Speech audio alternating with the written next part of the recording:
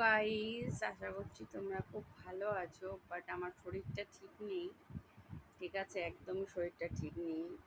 কারণটা তোমাদেরকে বলি।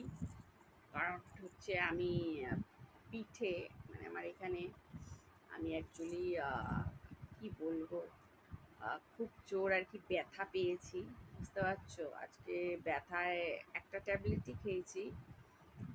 আমি ব্যথায় ওষুধ খেতে চাই না, বুঝেছো, না পারলে আমি খাই না, একটাই খেয়েছি এখনো পর্যন্ত। আর একটা ওষুধ, ওদেরকে কি বলবো, একটা ওষুধ পর্যন্ত আমি মানে আর খাইনি। বুঝতে পারছো, আর একদম খাইনি। ব্যথা আছে, ঠিক আছে, যেটা হয় না শোয়ার সময়, ঠিক এই জায়গাটায় হচ্ছে, এই জায়গাটায় তোমাদেরকে দেখাতে পারলে ভালো হতো। মানে এতটা মতন আর কি, নিচ থেকে উপরে উঠতে গিয়ে বেসিনে আর কি লেগে গেছে একদম, ভালো আর কি। আর মানে ব্যথা আছে, পিঠ পেতে শুতে পারছি না, বুঝতে পারছো,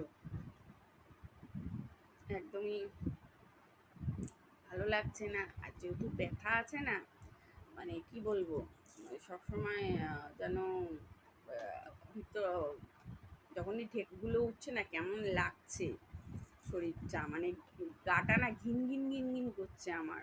বুঝতে পারছো, ব্যথার জন্য অ্যাকচুয়ালি এখানে ব্যথা, তার মধ্যে আবার ঢেক ফেক যেগুলো উঠছে না, আমার না গা ঘিন ঘিন ঘিন ঘিন করছে, বুঝতে পারছো। আর আমি ওষুধ খেয়েছি বলতে গেলে, আমি ওই গ্যাসের ওষুধটাই খেয়েছিলাম আর একটা ব্যথার ট্যাবলেট খেয়েছি, তারপরে আর কিছু খাইনি।